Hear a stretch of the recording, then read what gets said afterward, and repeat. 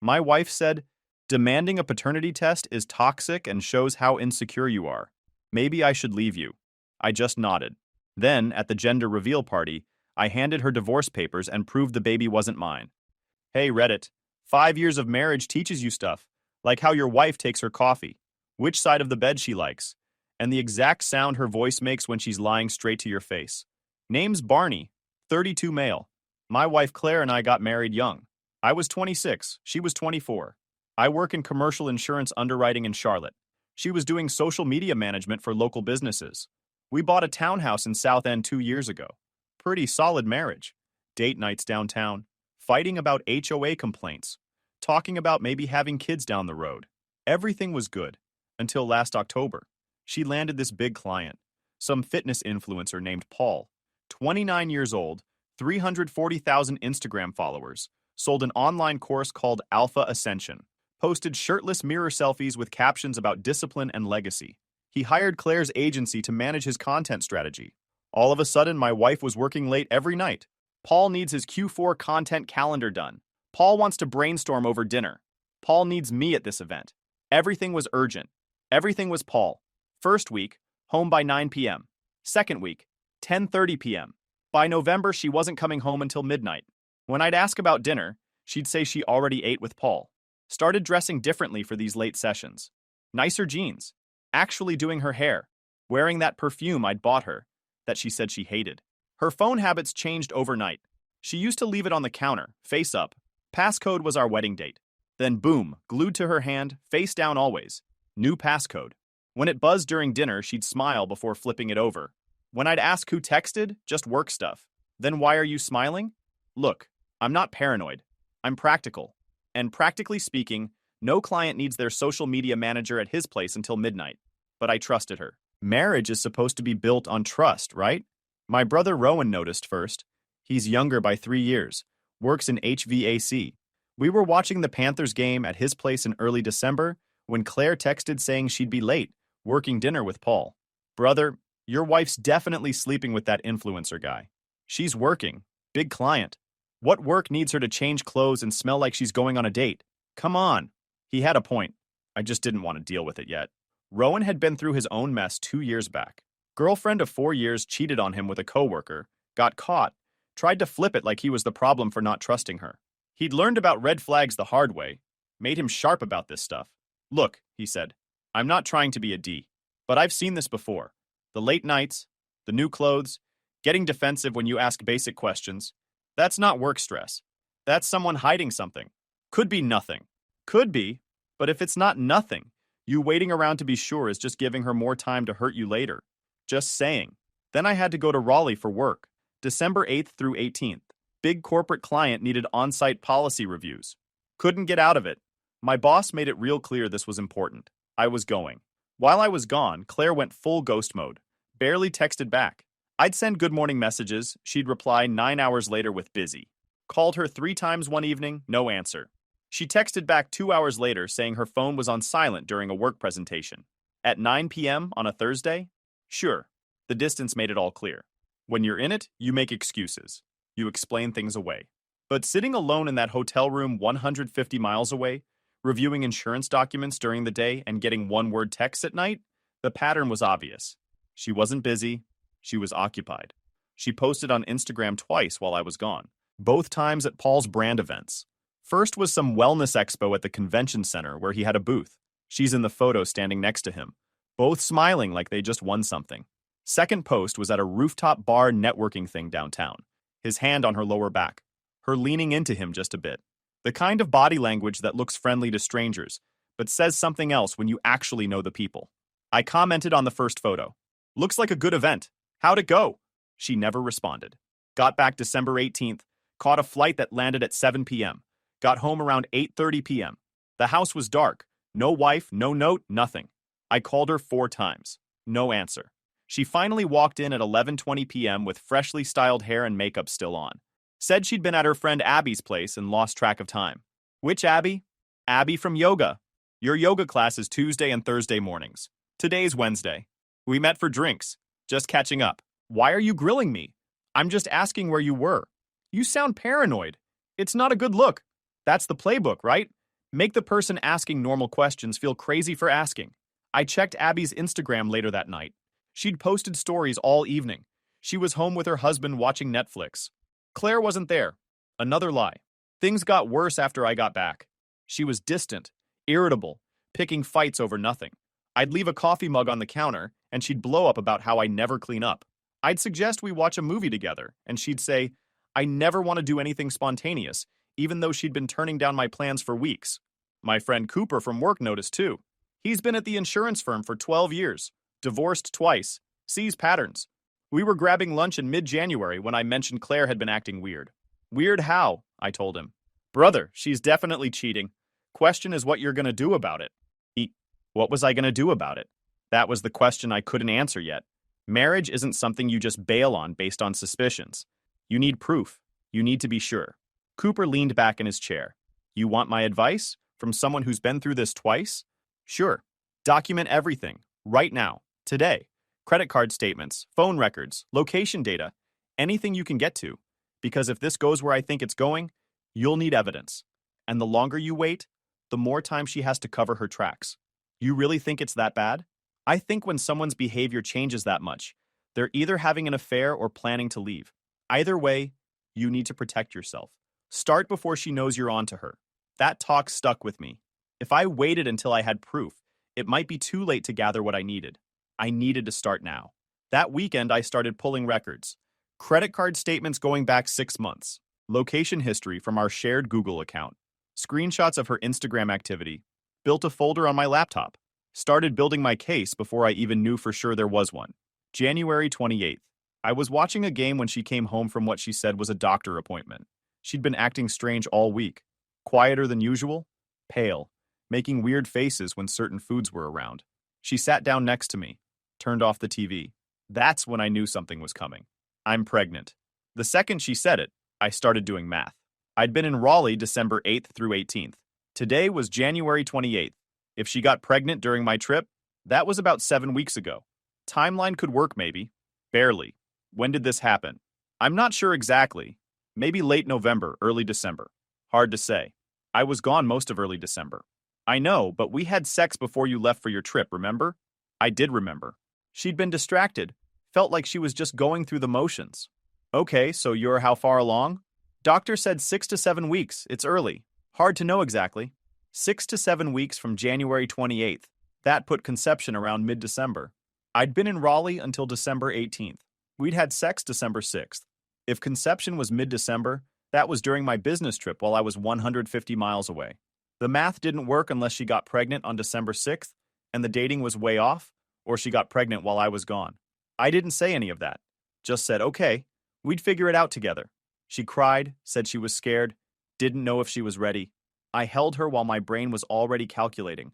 Maybe 30% chance this baby was mine based purely on timeline. Probably lower when you factor in her recent behavior. Over the next few weeks, she decided to keep it. Said she couldn't go through with an abortion, which was fine. Her body, her choice. But I had choices to make too. Big ones. The pregnancy went on like normal. Morning sickness, weird food cravings, mood swings that made talking to her feel like walking on eggshells. Standard pregnancy stuff. But everything felt off. She was secretive about doctor appointments. Said I didn't need to come to every single one. They were boring anyway. When I pushed to come to the first ultrasound at 11 weeks, she seemed annoyed. At the appointment in early March, the ultrasound tech asked about the due date. September 15th, Claire said. September 15th. That put conception around mid-December. I'd been in Raleigh December 8th through 18th. We'd had sex December 6th. If conception was mid-December, that was during my trip when I was gone. After the appointment, I brought it up casually while we were driving home through South End traffic. Should we do one of those prenatal paternity tests? Just to have everything documented right for medical records and insurance. Her whole face changed. Why would we need that? It's good to have complete records. Are you saying you don't think it's yours? I'm not saying anything specific. I'm saying it's smart to have proper documentation. That's messed up. You don't trust me. It's not about trust. It's about being thorough. No, it's totally about trust. If you trusted me, you wouldn't need a test. If there's nothing to hide, the test shouldn't be a problem. That's when she said the line that confirmed everything I'd been thinking for months. If you demand a paternity test, it means you're toxic and insecure. That's controlling behavior. and I won't put up with it. Clean ultimatum. Accept her word or lose her. No middle ground. I looked at her, saw the defensiveness in her eyes, the fear of getting caught, the practiced manipulation, and I said exactly one word. Understood. She relaxed right away, reached over and squeezed my hand. Thank you. We're going to be great parents. I drove home in silence while she scrolled through her phone, and I started planning. That night, I did research. Paternity tests. Divorce in North Carolina. Property division. NC law automatically assumes the husband is the father if a child is born during marriage. I'd be on the birth certificate unless I challenged it right away. The solution was simple. File for divorce before the baby was born.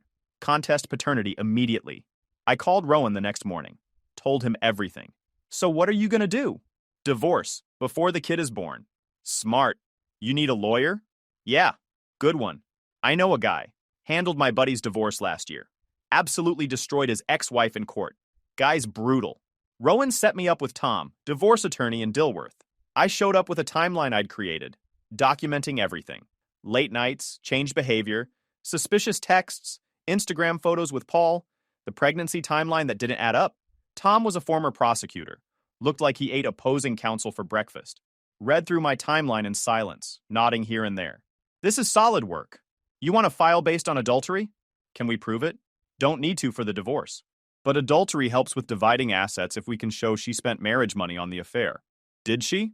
All the time. I can pull credit card statements. Do that. When's the due date? September 15th. I want to contest paternity right away. Smart. We file for divorce now. Establish you're contesting paternity. Get court-ordered DNA testing. Even if the divorce isn't done when the baby's born, your name stays off the birth certificate. How long does divorce take? Minimum 1-year separation. But we file for legal separation now. You need to move out. Over the next 2 months, I prepared. Documented everything. Saved credit card statements showing Claire spending heavy on dinners, clothes, and ride shares during the time she said she was working late. Screenshotted her Instagram. Downloaded photos of them together.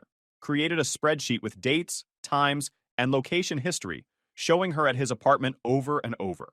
I got forensic about it. Every late night, logged. Every suspicious text, screenshotted. Every time she said she was one place and her location showed another. Documented. Built a timeline that would work in court because I knew this was heading to court. Got financial records together. Bank statements, mortgage documents. Transferred my direct deposit to a new individual checking account. Left the joint account open, but stopped putting money in. Moved half our savings to my account. Told her I was optimizing for better interest rates. She didn't question it. Found an apartment in Plaza Midwood. Signed a lease starting May 1st. Told her I was helping Rowan with a project and might crash at his place some nights. Started moving my stuff slowly. Work clothes, important documents, electronics, anything I actually cared about. Cooper from work knew what I was doing. He'd bring boxes to the office so I could pack during lunch. Helped me move stuff to a storage unit I'd rented in Pineville. Your wife really has no idea you're doing this? She's too focused on Paul to notice I exist. Cold-blooded brother, I respect it. The gender reveal party was Claire's idea. Early June, she'd be around 6 months pregnant. She wanted to do it in April, but I talked her into waiting until June. Told her it would be more special when she's further along.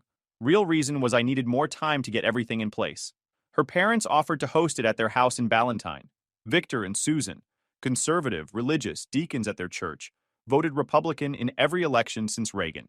They loved me because I had a stable job and didn't curse around them. Guest list was around 40 people. Both families, friends, co-workers. Claire was excited, kept talking about the reveal, how surprised everyone would be, how special it would be. She hired a photographer, ordered a custom cake, rented decorations. I told her I'd handle printing the thank you cards. She was grateful, said she was too overwhelmed with pregnancy stuff. I designed them nice and simple. Front said, "Thank you for celebrating with us." Inside was blank. Told her we'd write personal notes after the party. Printed a second batch. Different inside text. Kept those in my car. Tom filed for divorce and legal separation on May 15th. Papers said grounds for separation. Contested paternity of the unborn child. Requested fair distribution of property. Also filed a motion for DNA testing right after birth. The server delivered papers to Claire at her office 3 days after. I was already at my new apartment in Plaza Midwood. Had moved the last of my stuff the night before. Changed my phone number that morning. Blocked her on everything. She freaked out. Called Rowan's phone 14 times that first day. He didn't answer. She showed up at my office building around 3 p.m. Security wouldn't let her up. She stood in the lobby arguing with them for 20 minutes before they threatened to call the cops. She left. She sent emails I never opened. Showed up at Rowan's place. He told her he had nothing to say and closed the door. Her parents called. Victor leaving voicemails about how we needed to work this out, how divorce wasn't the good way, how I was making a mistake. Susan crying about their grandchild growing up in a broken home, about how Claire was devastated, about how could I do this to her while she's pregnant. I didn't respond to any of it. Tom handled all the communication. Claire hired her own lawyer within a week. Young guy, aggressive, probably told her what she wanted to hear. They tried saying we should wait until after the baby was born. Make decisions with clear heads. Think about the child. Tom shut that down in one email. The paternity question was relevant to divorce proceedings and potential child support. Testing would happen. No delays. No. Claire sent one email that got through before I blocked that address too. Said I was cruel and heartless for abandoning her while pregnant, that she'd made mistakes but loved me, that we could work through this, that I was letting my ego ruin everything. Didn't respond. Actions have consequences. The gender reveal party was still scheduled for June 14th. Her parents didn't cancel it. Probably thought it would be too embarrassing to call it off. Too many questions. Better to act like everything was fine and hope I didn't show up to cause problems. I wouldn't miss it for anything. June 14th was perfect weather. Her parents' house was set up nice. Pink and blue decorations everywhere. Balloon arch over the back patio. Tables with catered food. The fancy cake with mystery filling that would reveal the gender. I wasn't invited. Claire had made that clear to everyone. Her husband filed for divorce, abandoned her while pregnant, was a monster. Told everyone I was too cruel and cold to show up. Better that way. They weren't expecting me. I got there at 2:45 p.m. Party started at 2 p.m. Perfect timing. Parked down the street, walked up to the house carrying 2 manila envelopes. Wore dark jeans and a black button-down. Walked through the side gate into the backyard. The second I stepped through, conversations just stopped. 40 faces turned toward me. People stared. Some looked confused. Others looked pissed. Claire was standing by the cake table talking to her mom, holding a knife, ready to cut into the cake for the reveal. Wearing a white sundress that showed her belly, hair done perfect, makeup flawless. She saw me and her face went white. "What are you doing here?" "I'm here for the reveal." Wouldn't miss it. Her dad Victor walked over fast. Big guy, 6'3". "You need to leave. You're not welcome here." "Actually, I'm exactly where I need to be. Everyone's here to celebrate big news." "I've got some big news too." Claire's voice was shaking. "Barney, please, don't do this." "Do what?" "I'm just here to celebrate with everyone." Pulled out the first envelope. Walked over to where the photographer was standing. "Make sure you get this. It'll be good for the memories." Turned to face everyone. 40 people watching. Family, friends, co-workers, church people, all staring. Since we're all here revealing things, figured I should reveal something too. Most of you know Claire and I are separated. Getting divorced actually. What you might not know is why. Claire started crying. "Barney, please stop."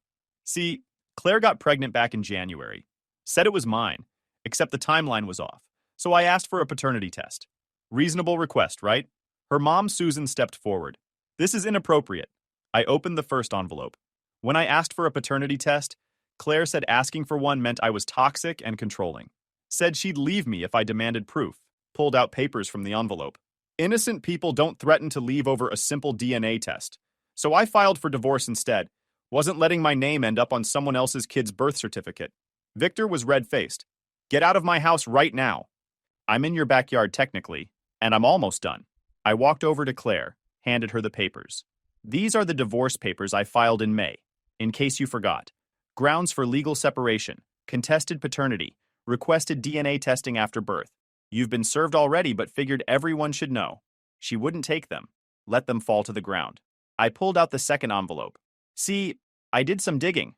Credit card statements showing you spent heavy on dinners and clothes while supposedly working late. Location history showing you at Paul Sutherland's apartment 17 times. Gasps from the crowd. Her church friends looked shocked. Victor lunged forward, but Rowan stepped between us. My brother had been waiting near the back patio. I'd told him to come. Be ready for problems. "You've been sleeping with your client, that fitness influencer guy. Got pregnant with his baby. Tried to pass it off as mine. When I asked for proof, you made it about me being toxic instead of about you being a cheater." She was full sobbing now. "It's not true. He's lying. He's just hurt and trying to hurt me back." Am I lying? Should we ask Paul? Does he know you're pregnant? Does he know it's probably his? Her face gave her away. Pure panic. He didn't know. She hadn't told him. I pulled out the papers from the second envelope. Since we're revealing things, let's reveal the gender too. The baby's a boy. Congrats. Handed papers to her dad. You're all here to celebrate. Might as well know what you're celebrating. Turned back to Claire. You've got 3 months to figure out your situation. Find somewhere to live because the townhouse is marriage property and will be sold as part of the divorce. Figure out if Paul's going to step up or if you're doing this alone. Figure out how to explain to your parents why you got pregnant with another man's baby while married. Good luck with all that. Started walking toward the gate. Rowan followed. Cooper had been recording everything on his phone from the back of the crowd. Insurance in case anyone tried saying I'd done something illegal. Behind me, Claire was screaming, voice breaking. You're a monster! You're abandoning your child! I stopped, turned around one last time. The whole backyard watching. Claire crying, her mom holding her up, her dad looking like he wanted to kill me. All those church people watching their perfect family fall apart. Not my child. That's the whole point. You're having Paul's baby. I'm just the guy who refused to raise it while you pretended I was the father. Her mom shouted something about how I'd regret this, how God sees everything. Her dad took a step forward. Rowan moved in front of me. Victor stopped, looked around at all the cameras, backed down. I walked out. Rowan and Cooper followed. Claire's voice rising above it all, completely losing it now. Got in my car and drove back to my apartment. Got home and sat on my couch. First time I'd felt genuinely calm in 6 months. No more waiting. No more playing along. My phone was blowing up within an hour. New number, but family had it. Her mom calling, saying I was cruel and heartless. How could I do that to her? Her dad asking what I was thinking. You don't embarrass family in public. Aunts and uncles leaving voicemails about forgiveness. I didn't respond to any of them. Tom would handle any legal stuff. Everyone else could think whatever they wanted. I'd spent 6 months being manipulated. I was done caring about other people's opinions. Rowan texted around 6 p.m. Brother, that was legendary. Her dad looked like he was going to have a stroke. Around 8 p.m., Claire's lawyer called Tom. She wanted to negotiate, wanted to delay the divorce, wanted to discuss terms. Tom shut it down. We'd filed. We were moving forward. No negotiations. DNA test would happen when the baby was born. Until then, she could figure out her life. The next week was chaos. Claire's version hit social media first. Her friend posted on Instagram about how I was an abusive husband who abandoned my pregnant wife because I was a controlling narcissist who couldn't handle not being the center of attention. For about 2 days, I was the villain. Comments saying I should be ashamed, that real men stand by their families, that abandoning a pregnant woman is unforgivable. Someone tracked down my employer and left reviews calling me a deadbeat. HR called me in. I showed them the divorce filing and explained the paternity situation. They backed off. Then Cooper posted the video. Full 12 minutes of the gender reveal confrontation. My explanation of the timeline and evidence. Claire's panic when I mentioned Paul. Her not being able to deny anything specific. The narrative flipped overnight. Oh, dang. He actually had evidence. Wait, she really cheated and got pregnant? If the timeline's real, he had every right to protect himself. This isn't abandoning your kid. This is refusing to raise someone else's kid. She literally tried to baby trap him. Claire's friend deleted her post. Too late. Screenshots live forever. The TikTok got flooded with comments telling them to update the story. They deleted it. People reposted it with corrections attached. Within 3 days, public opinion shifted completely. Claire went from poor pregnant wife to manipulative cheater. I went from monster to guy who protected himself from fraud. Social media moves fast when the truth has video evidence. Her parents' church found out. Victor and Susan stepped down from their deacon positions. Too embarrassing to stay in leadership when their daughter got pregnant with her affair partner's baby. Claire stopped going to services. Couldn't face the judgment. Then she tried fighting back. Hired a more aggressive lawyer. They filed motions saying I was harassing her, that I'd humiliated her publicly, that I should be required to pay for her medical expenses during pregnancy since we were still legally married. Tom destroyed every motion. Public confrontation wasn't harassment when presenting facts about marriage fraud. Medical expenses were her problem given her infidelity. North Carolina fault-based divorce law was solidly on our side. She tried saying the baby might still be mine, that the timeline could work. Tom requested detailed medical records through proper legal channels showing fetal development at different checkpoints. Brought in a medical expert who testified based on fetal measurements and development stages. Conception was almost certainly mid to late December. When I was in Raleigh, her lawyer pushed for genetic testing to wait until after birth. Tom argued knowing paternity now affected divorce proceedings and property distribution. The judge sided with us. Ordered non-invasive prenatal paternity test. Completely safe, uses mother's blood. The test was done in late July. Results came back August 2nd. Probability of paternity, 0.00%. Tom filed the results with the court right away, updated our divorce petition to include DNA evidence of adultery, requested Claire pay for her own legal fees based on fault, requested favorable property distribution since she'd spent marriage assets on an affair. Her case collapsed. Her lawyer tried arguing my behavior at the gender reveal entitled her to more property. Judge didn't care. Adultery was adultery. Trying to pass off another man's child as mine was fraud. The prenup we'd signed had an infidelity clause. She gave up rights to certain assets. The townhouse was marriage property. We'd bought it together. Current equity was decent. Under the prenup infidelity clause and fair distribution, I got the townhouse. She got nothing from it. She'd have to move out by August 15th, 8 months pregnant, with nowhere to go. She tried reaching out to Paul, sent him DMs he ignored. Then she publicly tagged him on Instagram, posted a photo of her ultrasound with the caption, "Paul Sutherland, meet your son," tagged his handle directly. Yikes. He deleted all social media accounts within a day. His website went dark. Guy just vanished from the internet rather than deal with his responsibilities. I found out later through Cooper, who knew someone in Paul's old network, that he'd moved to Austin first, tried to rebrand there. When word spread about the pregnancy situation, he moved to LA, left Charlotte and everyone connected to it in the dust. Alpha mindset apparently doesn't include basic accountability. Claire moved back in with her parents in Ballantyne. Victor and Susan were mad, but couldn't leave their pregnant daughter homeless. She'd lost most of her clients after the gender reveal party. She tried one last manipulation move in late August. Showed up at my apartment building in Plaza Midwood. Security called up asking if I wanted to see her. I said no. She left a note with the front desk. I read it. Long letter about how she'd made mistakes but still loved me. How we could work through this for the baby's sake. How I was being cruel by completely cutting her off. How Paul had abandoned her and she had no one. I threw the letter away. Didn't respond. September came. Divorce wasn't final yet. North Carolina requires 1 year of separation. But the legal stuff was falling into place. The townhouse sold in early September. After paying off the mortgage and closing costs, I walked away with a decent chunk. Claire got 0 per the prenup. Claire had the baby September 19th. She posted a photo on Facebook. Generic "Meet my son Kai" caption. No mention of the father. Comments were mostly supportive from family and a few remaining friends. Most people knew better than to ask. I got a notification from Tom that a birth certificate had been filed. Father's name, blank.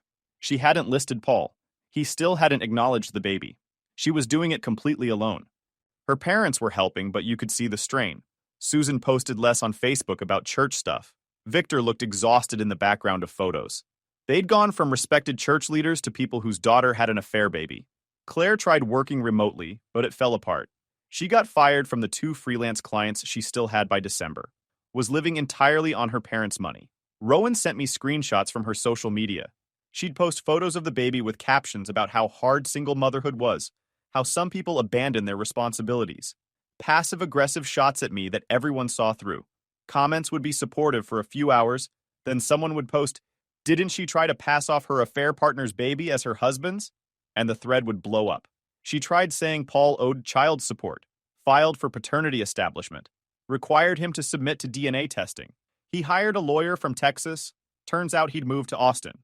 DNA test confirmed he was the father. Court ordered child support based on his income. His lawyer said Paul only made minimal income from his courses. Hard to prove otherwise. Court ordered monthly support. He paid a few months, then stopped. Claire had to file enforcement actions. He disappeared again. Meanwhile, my life got better. The apartment in Plaza Midwood became home. I'd taken the money from the townhouse sale, paid off my car, built up savings. Work was going well. Got promoted to senior underwriter in November. Cooper and I would grab lunch twice a week, catch games on Friday nights. Started dating someone I met through a friend in December. Taking it slow, being careful, but it felt healthy. Honest communication, no red flags, actual compatibility. The divorce finalized in May, exactly 1 year after filing for separation. Final decree dissolved the marriage, confirmed I had no parental rights or obligations to Kai, Divided remaining assets per the prenup. Done. Claire didn't contest the final divorce. Her lawyer probably told her she had no leverage. She'd committed adultery, tried to commit paternity fraud, violated the prenup terms. Fighting would just cost more money she didn't have. She signed the papers. I signed the papers. Judge signed the decree. Done. I blocked her on everything after that. Changed my phone number again for good measure. Deleted all photos of us from my phone. Boxed up the last few items that reminded me of her. Our wedding photo I'd had in storage. Some cards she'd given me. A watch she'd bought for our anniversary. And donated everything to Goodwill. Starting completely fresh. Rowan threw me a divorce party at his place in June. Just him, Cooper, some guys from work. Grilled steaks, ate too much, played poker. Best night I'd had in over a year. To my brother, Rowan said around midnight when we were all tired and full. Who saw the red flags, trusted his gut, protected himself legally, and walked away before he got stuck raising some influencer's kid. Legend. We all raised our glasses to that. Life moved on. Got serious with the woman I'd been dating, Alexis. We moved in together in August, got a place in Dilworth. Work kept getting better. Life was good. Then October came around again. About a year and a half since Claire's pregnancy reveal. Kai would have been turning one. I didn't think about it much. Kid wasn't mine, wasn't my problem, wasn't my responsibility. I'd moved on completely, until she showed up. October 23rd, one afternoon. I was at the apartment with Alexis, watching college football. Panthers game on later. Knock on the door around 2 p.m. I wasn't expecting anyone. Looked through the peephole. Claire, holding a baby on her hip, looking exhausted, thinner than I remembered, hair pulled back in a messy bun, wearing sweatpants and an oversized t-shirt, dark circles under her eyes. She'd aged 10 years in 2. I didn't open the door. What do you want? Barney, please, I need to talk to you. We have nothing to talk about. We're divorced. I'm not his father. This isn't my problem. Barney, please just give me 5 minutes. I'm desperate. Alexis came up behind me. Who is it? My ex-wife. Want me to call the cops? Might come to that. Claire's voice was louder now, panic creeping in. I can hear you. I'm not here to cause problems. I just need help. Please. I opened the door. Didn't invite her in. Just stood in the doorway blocking entry. You've got 2 minutes. Talk. She looked at Alexis standing behind me, then back at me. The kid started fussing. She bounced him automatically, muscle memory. Can we talk privately? No. Kai started crying. She bounced him harder, trying to calm him. Paul completely disappeared. Hasn't paid child support in months. I can't reach him. His lawyer says he's moved again. Somewhere in California, maybe. I've got nothing. I know I messed up. I know I ruined everything. But Kai needs help and I can't do this alone. I'm drowning, Barney. You made your choices. These are consequences. I'm not asking you to forgive me. I'm just asking for help. Temporary help. Just until I can get back on my feet. No. Barney, please. Her voice cracked. Kai was full-on wailing now. She looked down at him, tried to calm him, looked back up at me. Her eyes were red. The answer is no. You destroyed our marriage. You lied for months. You tried to commit fraud. When I asked for basic proof, you called me toxic and threatened to leave. You made your bed. Alexis spoke up behind me. You should leave now. Claire looked at her, then back at me. You moved on that fast? We were married 5 years, and you're already living with someone? What I do with my life is none of your business. I guess I shouldn't be surprised. You were always cold. You never really loved me. I loved the person I thought you were. She was full crying now, barely holding it together. I have nowhere else to turn. I'm begging you. Should have thought about consequences before the affair, before threatening to leave me for asking a simple question. You had chances to tell the truth. You chose lies. Leave now or I'm calling the cops for trespassing. She stood there for another few seconds, crying. Then she turned and walked down the hallway. I shut my door. Turned to Alexis. You okay? She asked. Yeah, I'm good. You don't feel bad at all? For her? No? For the kid? Little bit. Kid didn't ask for this, but his father should step up. If Paul won't, that's between them and the courts. Alexis hugged me. You did the right thing. We went back to watching football. Panthers lost, but I barely noticed. My brain was running through the encounter. Claire showing up desperate. Paul nowhere to be found. Her life in ruins while mine was doing well. Perfect karma. That was 2 weeks ago. Haven't heard from Claire since. Changed my locks anyway. She knows where I work, but security wouldn't let her up. Some people think I went too far at the gender reveal. Those people can think whatever they want. Would I do it the same way again?